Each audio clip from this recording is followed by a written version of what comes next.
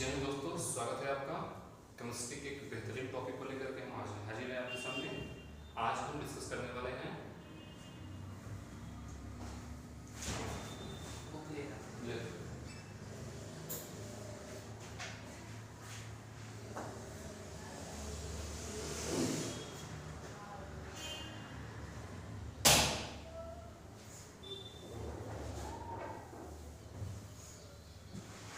आज हम आपके सामने क्वेश्चन लेकर के एक केमिस्ट्री का बेहतरीन टॉपिक जिसे कहते हैं कोऑर्डिनेशन कंपाउंड। एक चैप्टर आता है आपका कोऑर्डिनेशन कंपाउंड को लेकर के।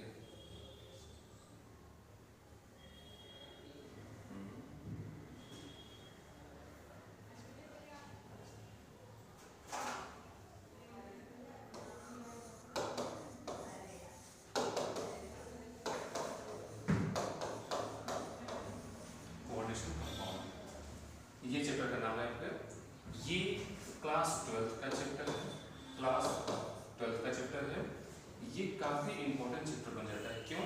क्योंकि इस चैप्टर से अगर आप बोर्ड के एग्जाम में अपने जाएंगे, चाहे आप सीबीएसई बोर्ड जाएं चाहे स्टेट बोर्ड जाएं, तो आपके बोर्ड के एग्जाम में यहाँ से कम 7 मार्क्स के क्वेश्चन आने हैं।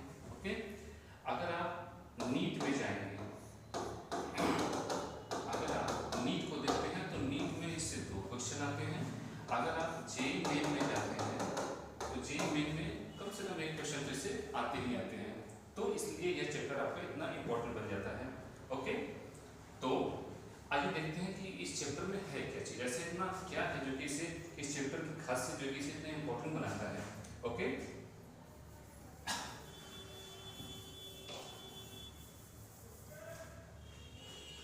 अब देखिए इस चैप्टर का आपने डी ब्लॉक के एलिमेंट में पढ़ा होगा कि जो डी ब्लॉक के एलिमेंट होते हैं, जो डी ब्लॉक के एलिमेंट होते हैं वो कॉम्प्लेक्स कंपाउंड बनाते हैं बराबर। डी ब्लॉक के एलिमेंट कॉम्प्लेक्स कंपाउंड बनाते हैं। अब ये कॉम्प्लेक्स कंपाउंड क्या होता है? कहेंगे ऐसे कोई कंपाउंड, ऐसा कोई एक मेटल है जिसके अराउंड में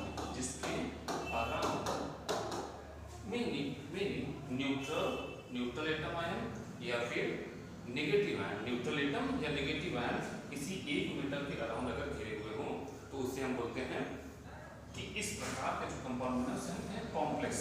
इनकी बॉन्डिंग काफी कॉम्प्लेक्स रहती है, इसलिए इसे कॉम्प्लेक्स नाम दिया गया है। ओके, अब इसकी बॉन्डिंग को लेकर के पहले तो देखिए इनकी बॉन्डिंग कॉम्प्लेक्स होती थी, इसलिए इसे कॉम्प्लेक्स नाम दिया गया था।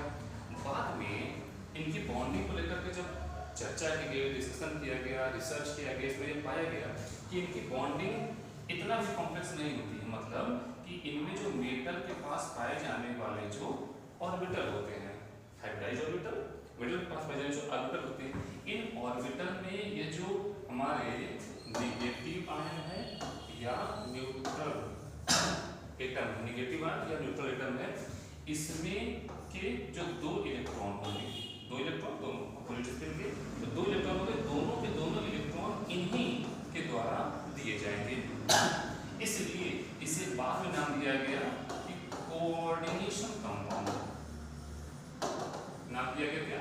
Coordination compound. कोऑर्डिनेशन कंपाउंड को नाम दिया गया क्योंकि इस प्रकार की जो बॉन्डिंग होती है उसे हम लोग कोऑर्डिनेट बॉन्डिंग नाम देते हैं।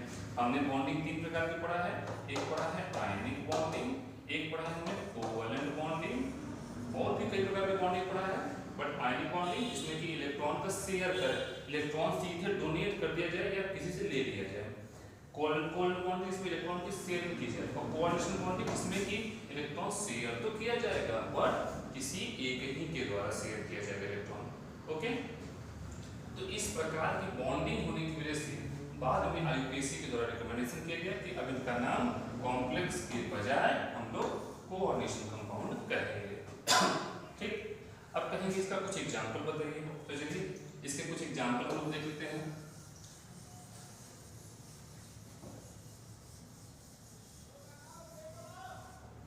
देखिए इसके एग्जांपल में हीमोग्लोबिन, आप जानते हैं आप सब लोग,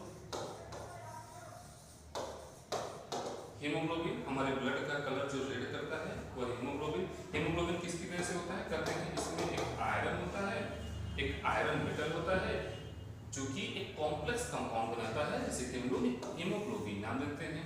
दूसरा आपने देखा होगा जो ग्रीन लीफ होती है, पौधों की जो पत्तियां होती हैं वो हरी होती हैं।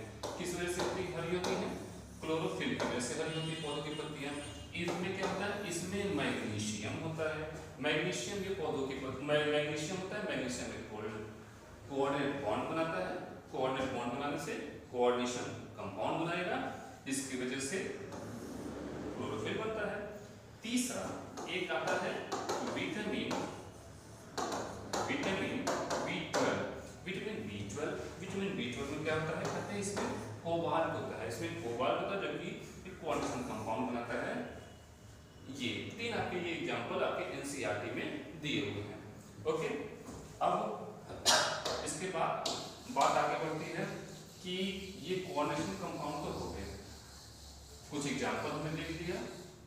अब इनकी बॉन्डिंग कैसे होती है, किस प्रकार से बनते हैं, इसको समझाने के लिए देखिए कई लोगों ने अप्रोच किया, कई लोगों ने प्रयास किया, लेकिन जिनका सबसे सटीक सबसे सही माना जाता है वो है वर्नर। 1898 में देखिए 1898 में एक स्वीडन के वैज्ञानिक होते हैं जिसका नाम होता है वर्नर। वो इनकी बॉन्डिंग को कैसे जुड़े होते हैं, कैसे बॉन्ड बनता है, इनका स्ट्रक्चर कैसा होता है, इस सब को समझाने का एक प्रयास किया था। उन्होंने प्रयास कैसे किया? उन्होंने बताया कि आप तीन कंपाउंड उन्होंने पहले लिया, Cl3, PdCl2, CuCl2। इन्होंने कहा chromium chloride, palladium chloride, cobalt chloride. ये तीन बाइनरी कंपाउंड क्या है? इसमें दो लोग हैं, दो होने की वजह से बाइनरी कंपाउंड नाम देते हैं। कहेंगे कि ये इनमें ये जो जुड़े हुए हैं, ये मेटल, इस मेटल से नेगेटिव जुड़ा हुआ है, जितने जुड़े हुए नेगेटिव 3 2 2। तो इस क्रोमियम की जो वैलेंसी हो गई, ये हो गई 3 पैलेडियम की, 2 कोबाल्ट की, 2 हो गई वैलेंसी।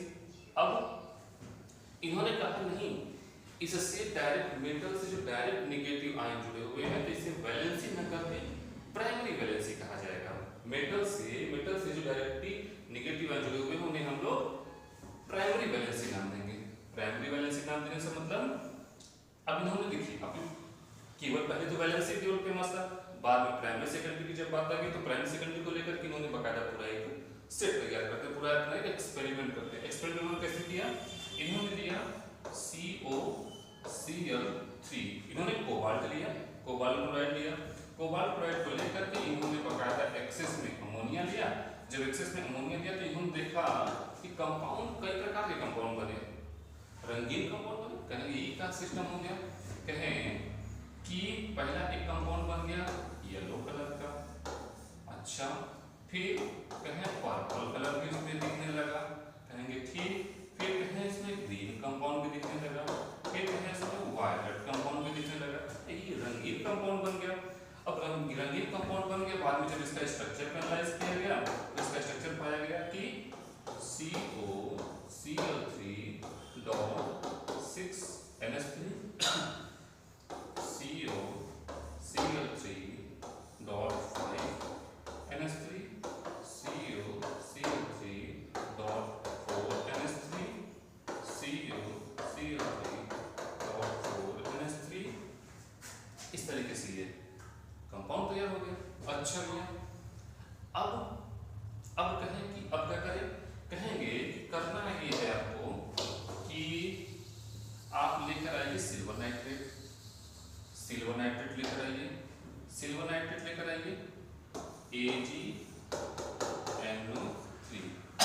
AgNO3 के साथ इनको सबको ट्रीट कराते हैं। तो ट्रीट कराने पर हमें क्या मिला कि जो येलो कलर वाला था, पीला कलर वाला था ना, उसने 3 AgCl दिया।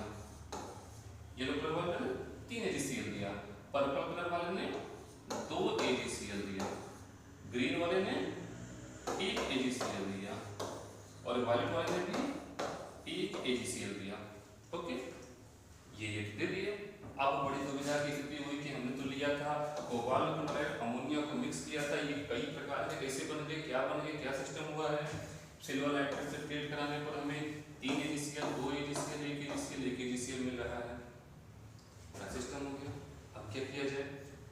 उस समय ज़्यादा रिसर्च हुआ था, ज़्यादा टेक्नोलॉजी थी नहीं।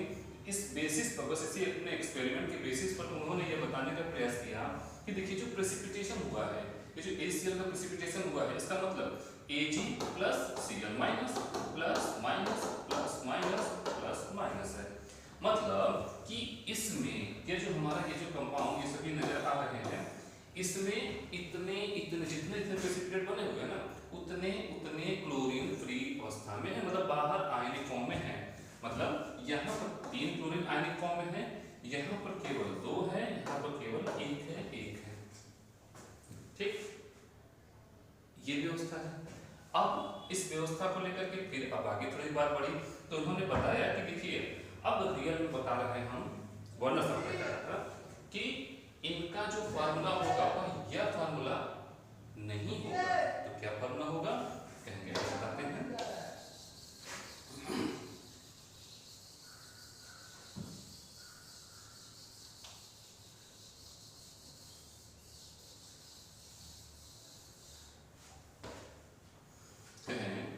कि पहले वाले का फार्मूला आपके निकल के आएगा CO NH3 6, ये ब्रैकेट लगा करके बाहर Cl3, CO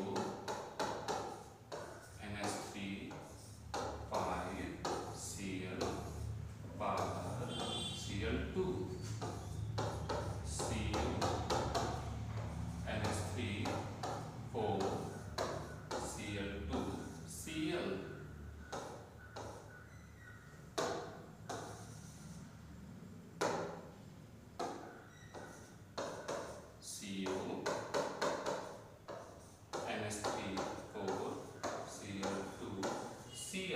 कहेंगे ये एक्चुअल में उसका फार्मूला है भैया। कहे यहाँ पर देखिए आपको 3 नजर आ रहा है, 3 क्लोरीन आयन के फॉर्म नजर आ रहा है, यहाँ पर 2 क्लोरीन आयन के फॉर्म नजर आ रहा है, यहाँ पर 1 नजर आ रहा है। कहेंगे ये जो कोऑर्डिनेशन, ये जो एक बड़ा वाला ब्रैकेट लगा के लिख दिया गया, इसके अंदर के जितने भी मैटर हैं, बड़े वाले ब्रैकेट के अंदर जितने भी मैटर हैं, वे सभी किसी पोलर आयन में या फिर किसी पोलर सॉल्यूशन में या फिर कहें पानी में जाने पर ये अंदर वाले मैटर डिसोसिएट नहीं होते हैं, टूट के अलग नहीं होंगे, केवल जो ब्रैकेट के बाहर है वही टूट करके अलग होता है। तो यहाँ पर इस केस में 3 क्लोरीन टूट करके अलग हुआ, सिल्वर नाइट्रेट से रिएक्शन किया, 3 AgCl बना लिया, 2 AgCl 1 AgCl 1 AgCl बना लिया। ये पूरा उनका एक्सपेरिमेंट रहा, वरना रहा।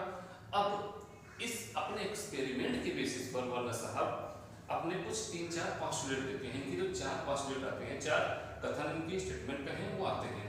क्या 4 कथन आते हैं? इन्होंने सबसे पहले बताया, इन्होंने बताया, देखिए क्या बताते हैं ये, कहते हैं कि पहला पोस्टुलेट इनका वर्णन का पहला पोस्टुलेट 698 में जो दिया था, पहला पोस्टुलेट क्या था कि कोऑर्डिनेशन कंपाउंड में जो मेटल होता है वो मेटल 2 टाइप की वैलेंसी शो करता है, मेटल 2 टाइप की वैलेंसी शो करता है। पहले को बोलो प्राइमरी, दूसरे को बोलो सेकेंडरी। किसी कोऑर्डिनेशन कंपाउंड में मेटल 2 टाइप की वैलेंसी शो करता है, प्राइमरी वैलेंसी, सेकेंडरी वैलेंसी। अच्छा, दूसरा पॉइंट बताओ, कहें ये जो प्राइमरी वैलेंसी होता है ना, यह आयोनाइजेबल होता है। कैसा होता है? आयोनाइजेबल होता है। प्राइमरी वैलेंसी आयोनाइजेबल होता है और यह नेगेटिव आयन के द्वारा सैटिस्फाई किया जाता है। मेटल की जो प्राइमरी वैलेंसी होती है वह आयोनाइजेबल होती है और नेगेटिव आयन के द्वारा सैटिस्फाई की जाती है। अच्छा भैया, दूसरी बात, जो सेकेंडरी वैलेंसी होती है वह नॉन आयोनाइजेबल होती है। सेकेंडरी वैलेंसी नॉन आयोनाइजेबल होती है, यह या तो न्यूट्रल एटम के द्वारा सैटिस्फाई की जाएगी या नेगेटिव आयन के द्वारा सैटिस्फाई की जाएगी। यह या तो न्यूट्रल एटम के द्वारा सैटिस्फाई की जाएगी या नेगेटिव आयन के द्वारा सैटिस्फाई की जाएगी। एक बात। दूसरी बात कि इनकी जो सेकेंडरी वैलेंसी होती है इसी को हम लोग कोऑर्डिनेशन नंबर भी कहते हैं। मेटल की किसी कोऑर्डिनेशन कंपाउंड में मेटल की जो सेकेंडरी वैलेंसी होती है उसी को कोऑर्डिनेशन नंबर भी कहा जाता है। अच्छा, एक बात और बताते हैं, ये क्या कहते हैं कि ये जो सेकेंडरी वैलेंसी होती है यह किसी मेटल की फिक्स होती है। यह मेटल की किसी मेटल की सेकेंडरी वैलेंसी फिक्स होती है। इस हमारे इस केस में देख रहे हैं हम इस ब्रैकेट के अंदर 6 5 1 6 4 2 6 4 2 6 यानी कि कोऑर्डिनेशन स्क्वायर के अंदर 6 लोग हैं, बाहर की बदलती रहती है। तो कोऑर्डिनेशन नंबर जो सेकेंडरी वैलेंसी होती है उसे भी कोऑर्डिनेशन नंबर बोलते हैं और ये किसी मेटल के लिए फिक्स होता है। क्लास 12 स्टैंडर्ड का उसमें आप इससे पूछ लो। ओके, अब आगे देखते हैं। एक चौथा बात ये बताते हैं। चौथी बात ये क्या बता रहे हैं कि जो मेटल है इनसे जो जुड़े हुए मतलब जो सेकेंडरी इनसे डायरेक्टली जुड़े हुए हैं सेकेंडरी वैलेंसी के जरिए उनका एक स्पेशल स्पेशल जो अरेंजमेंट होता है वह फिक्स होता है। फिक्स होने का मतलब क्या हुआ कि ये या तो स्क्वायर प्लेनर शेप में होंगे या ये टेट्राहेड्रल शेप में होंगे या ये ऑक्टाहेड्रल शेप में होंगे, पिरामिडल शेप में होंगे, अलग-अलग इनका शेप होता है और वो शेप फिक्स होता है। ठीक, ये चार पास्टुलेट अपने इस कोबाल्ट क्लोराइड के अमोनिया के साथ मिक्स किया, बाद में सिलो नाइट्रोसाइड करके AgCl का बना, उस बेसिस पर ये चार पास्टुलेट देते हैं। प्राइमरी वैलेंसी, सेकेंडरी वैलेंसी को कोऑर्डिनेशन नंबर भी कहते हैं, स्पेशल अरेंजमेंट होता है। यही सारी बातें वर्नर थ्योरी में बताया गया है, वर्नर थ्योरी में बताते हैं। वर्नर थ्योरी भी काफी इंपॉर्टेंट हो जाता है, इससे भी कुछ क्वेश्चन बन ही जाते हैं बोर्ड एग्जाम में हो, चाहे CBSE बोर्ड चाहे स्टेट बोर्ड हो। नीट में भी एक दो बार वर्नर थ्योरी से क्वेश्चन पूछा गया है, तो ये देख लीजिए आप। ओके।